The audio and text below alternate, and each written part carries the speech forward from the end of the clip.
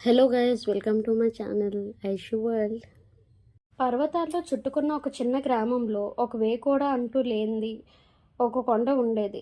దాన్ని యమమార్గం అని పిలిచేవాళ్ళు. గ్రామం పేరు పెద్దమ్మపల్లి. అక్కడ రాత్రులైతే చాలు, చాలా నిశ్శబ్దంగా ఉంటుంది. అర్ధరాత్రి 2 కావడం ఆలస్యం అక్కడికి వింత వింత శబ్దాలు వస్తాయి. ఆ ఊర్లో అందరూ ఈ వింత వింత శబ్దాలు విని చాలా భయపడేవారు. ఒకరోజు భయంకరమైన అరుపులు, ఒకరోజు భయంకరమైన ఏడుపులు, ఇంకో రోజు అయితే ఎవరో గజ్జలు కట్టుకొని నడుస్తున్నట్టు శబ్దాలు వినిపించేవంట. ఊర్లో వాళ్ళందరూ సాయంత్రం 7 గంటలు అవ్వగానే డోర్లన్నీ వేసుకొని కిటికీలు కూడా క్లోజ్ చేసి ఉంటారు. ఆ ఊర్లో ఏదో భూతం తిరుగుతుంది అని ఊర్లో వాళ్ళు నమ్ముతారు. అక్కడే నివసిస్తుంది అని కూడా నమ్ముతారు. ఆ ఊర్లో జనమంతా వీటి గురించే మాట్లాడుకుంటూ ఉంటారు. ఈ టాపిక్ చుట్టుపక్కన ఉన్న చిన్న చిన్న గ్రామాలకు కూడా పాకుతుంది. అందరూ కథలు కథలుగా చెప్పుకుంటారు. చుట్టుపక్కన కొన్నూరు అనే గ్రామం ఉండేది. అందులో ఒక వ్యక్తి రామయ్య అనే పేరుతో చిన్న గుడిసెలో ఉండేవాడు.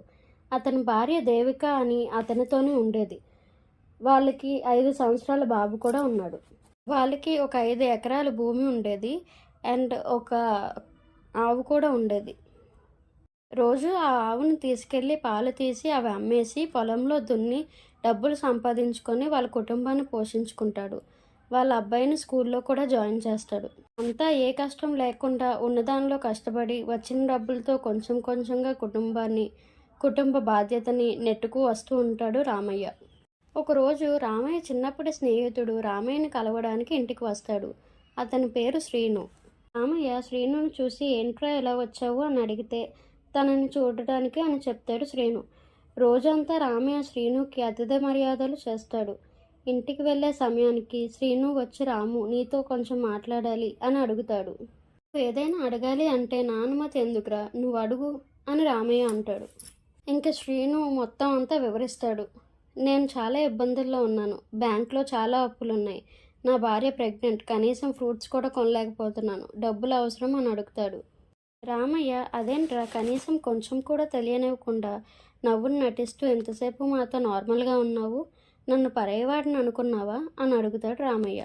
అప్పుడు శ్రీను లేదురా, నా కష్టం నీకు చెప్పి నిన్ను కష్టపడడం ఎందుకు అని చెప్పలేదు. నాకంటూ ఉన్న ప్రాణ స్నేహితుడు నువ్వేరా అని అంటాడు. ఇంక రామయ్య శ్రీనుని లోపలికి పిలిచి 1 నిమిషం వచ్చి కూర్చో, ఇప్పుడే వస్తాను అని రామయ్య బీరువాలో ఉన్న 5 ఎకరాల భూమి కాగితాలు తెస్తాడు. దేవిక ఎంతగానో నచ్చజెప్పాలని చూస్తుంది, కానీ రామయ్య ఎవరి మాటలు నమ్మలేదు, వినలేదు. శ్రీను దగ్గరికి రామయ్య ఆస్తి కాగితాలు తెచ్చి ఇవి తాకట్టు పెట్టుకొని ఆ వచ్చిన డబ్బుతో నీ అప్పులు తీర్చేసి నీ భార్య హాస్పిటల్ ఖర్చుని మీ ఇంటి ఖర్చుల్ని చూసుకో అని అంటాడు రామయ్య. శ్రీను ఎందుకురా ఇవన్నీ, నువ్వు ఇబ్బంది పడతావనే చెప్పలేదు అని శ్రీను అంటాడు. ఇబ్బంది ఎందుకు, తర్వాత నీకు వీలు కుదిరినప్పుడు విడిపించి ఇవ్వు అని అంటాడు రామయ్య. శ్రీను సంతోషంగా బయలుదేరతాడు. కొన్ని రోజులు రామయ్య ఎప్పటిలా పొలానికి వెళ్ళి దున్నుకొని ఆవుకి వచ్చిన పాలుతో బాగానే ఉంటాడు. కానీ ఒకరోజు పొలానికి వెళ్తుండగా అక్కడ ఏదో బిల్డింగ్ కట్టడానికి ప్లాన్లు వేయడానికి పొలం దగ్గర కొలతలు తీసుకుంటారు. రామయ్యకి అసలు ఏమీ అర్థం కాదు. ఏంటయ్యా ఇదంతా, ఎవరో పొలం అనుకొని ఇక్కడికి వచ్చినట్లు ఉన్నారు, చూసుకోండి అంటూ రామయ్య అడుగుతాడు. వాళ్ళు ఎవరిదో కాదు, మా సార్ చెప్పినట్లే చేస్తున్నాం, ఈ పొలం మా సార్ది అంటాడు. రామయ్య ఎవరయ్యా మీ సార్ అని అడుగుతాడు. అతను ఒకరి వంక వేలెత్తి చూపిస్తాడు. అతను ఎవరో కాదు, శ్రీను. వాళ్ళ వైఫ్తో ఉంటాడు. రామయ్య ఎంత పిలిచినా పలకడు. అది తన ల్యాండ్ అని రామయ్యని బయటికి పంపించేమని తరిమేయమని చెప్తాడు. రామయ్య చాలా బాధగా ఇంటికి బయలుదేరతాడు. ఇంటికి వెళ్ళగానే తన ఆవు కూడా చనిపోతుంది. రామయ్య దేవికకి తనకు జరిగిన మోసం గురించి చెప్తాడు. దేవిక కూడా చాలా బాధపడుతుంది. మరుసటి రోజు దేవిక రామయ్యతో నేను ఎవరో చెప్తుంటే విన్నానండి, ఆ యమ మార్గం దగ్గర భూతాలు నివసిస్తాయంట, అక్కడ భూతానికి ప్రార్థిస్తే కోరికలు తీరుతాయంట, ప్రయత్నిద్దామండి ప్లీజ్ అని దేవిక రామయ్యని అడుగుతుంది. రామయ్య ఆ కొండకు వెళ్తారు. రాత్రి అవుతున్న సమయంలో రామయ్య పెద్ద గొంతుతో ఇలా అరుస్తాడు. హో భూతమా, నా పేరు రామయ్య. నన్ను ఒక స్నేహితుడు మోసం చేశాడు, నా భూమిని లాగేసుకున్నాడు. నా ఆవు కూడా చనిపోయింది. నాకు మళ్ళీ సంపాదన మొదలు పెట్టడానికి నాకు ఒక ఆవును కావాలి. ఆవును ప్రసాదించు. నీకు ఏ పూజ కావాలంటే ఆ పూజ చేస్తాను ఇలా అంటాడు. అప్పుడు ఒక భయంకరమైన గర్జన లాంటి గొంతు ఆకాశం నుంచి వినిపిస్తుంది. రామయ్య, నీ కోరిక నెరవేరుతుంది. కానీ ఇక్కడే ఉన్న ఈ చిన్న బండరాయిని ఇంటికి తీసుకెళ్ళు. దానిని నీ పడక గదిలో తలుపు దగ్గర పెట్టు.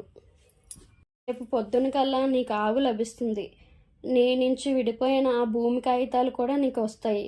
కానీ గమనించు, ఆ రాయి ఎప్పుడూ నీ కళ్ళ ముందు నుండి నువ్వు పెట్టిన పడక గది నుండి మారకూడదు. అలా మారితే నీకు లభించిందంతా నీ జీవితాన్ని కూడా నేను తీసుకుంటాను అని అంటుంది.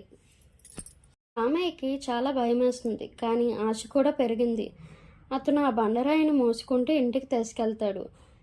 దేవిక భయపడి ఇది మంచిది కాదు, ఆ రాయిని పడేసి రమ్మంటుంది. కానీ రామయ్య, ఏమంటున్నావు? రేపు మనకి ఆవు వస్తుంది, మన పొలం వస్తుంది అని ఆ రాయిని తలుపు దగ్గర పెడతాడు. తర్వాత రోజు పొద్దున్న నిజంగా వాళ్ళ గుమ్మం దగ్గర ఒక పెద్ద ఆవు నిలబడి ఉంటుంది. రామయ్య కుటుంబం చాలా ఆనందించింది. ఆవు వెంటనే పొలం కూడా దున్నడం స్టార్ట్ చేసింది. రామయ్యకి చాలా సంపద వచ్చింది. కానీ ఆ రాయి మాత్రం అతని మనసులో ఒక ముళ్ళుగా ఉండిపోయింది. అతను దాన్ని మార్చడానికి, తాకడానికి కూడా భయపడేవాడు. రోజులు, వారాలు, నెలలు గడిచిపోతాయి. ఆవు ఇచ్చిన సంపదతో రామయ్య ఇల్లు కొత్తగా కడతాడు, భూములు కొంటాడు. ఆ సంపదతో పాటు అతని లోభం కూడా పెరిగిపోయింది. ఒకరోజు అతను తన కొత్త ఇంటి పడక గదిలో ఒక అందమైన కొత్త తలుపు వేయించాలనుకుంటాడు. పిలిచి పని పూర్తి చేసి వెళ్తాడు. రామయ్య తన బెడ్రూమ్ను చూసుకుంటూ గర్వంతో నవ్వుకుంటాడు. అతని కళ్ళు సడన్గా ఆ పాతరాయి వైపు పడతాయి. ఈ మురికిరాయి ఇప్పుడు ఇక్కడ ఎందుకు? బెడ్రూమ్కి అందం పోతుంది అతను తనలో తానే అనుకుంటాడు. ఆ రాత్రి భార్య నిద్రపోతుండగా అతను రహస్యంగా లేస్తాడు. రాయిని తీసుకొని వెనుక అడుగుమెట్లు వద్ద పాతి పెడతాడు. ఇప్పుడు అది నా కళ్ళ ఎదురుగా లేదు, నన్ను భూతం ఏమి చేయలేదు అనుకుంటాడు. అతను తిరిగి బెడ్రూమ్కి వెళ్తుండగా గట్టిగా గాలి వేస్తుంది. ఈ ఇంట్లో దీపం ఆగిపోతుంది. అసలు మాటల్లో చెప్పలేని రూపం అతని ఒంట్లో నుంచి వెళ్ళింది. ఆ భయంకరమైన గొంతు మళ్ళీ వినిపించింది. రామయ్య, నువ్వు నన్ను మోసం చేశావు. నీ కళ్ళ ముందు నుండి ఆ రాయిని తీసేశావు. నువ్వు నా నియమాన్ని ఉల్లంఘించావు. నేను నా బహుమానం తిరిగి తీసుకుంటున్నాను. రామయ్య భార్య నిద్రలేచేసరికి ఆవు, పొలాలు, కొత్తిల్లు అన్నీ మాయమవుతాయి. మళ్ళీ పాత కుటీరంలో ఉంటారు.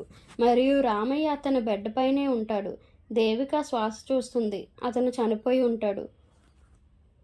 ఈ కథలో నీతి ఏంటంటే దెయ్యాలతో ఒప్పందాలు చేసుకోవడం మంచిది కాదు. లోభం మనిషిని నాశనం చేస్తుంది. ఇచ్చిన మాట, నియమాలు ఎప్పుడూ ఉల్లంఘించకూడదు.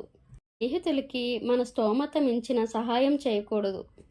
ఈ హర్రర్ స్టోరీ మీకు నచ్చుతుంది అని అనుకుంటున్నాను. నచ్చితే ఐషు వరల్డ్ని సబ్స్క్రైబ్ చేసుకోవచ్చు కదా. ఐషు కష్టానికి మోటివేషన్ ఇవ్వండి. ఐషు వరల్డ్కి ఫ్యామిలీ అయిపోండి.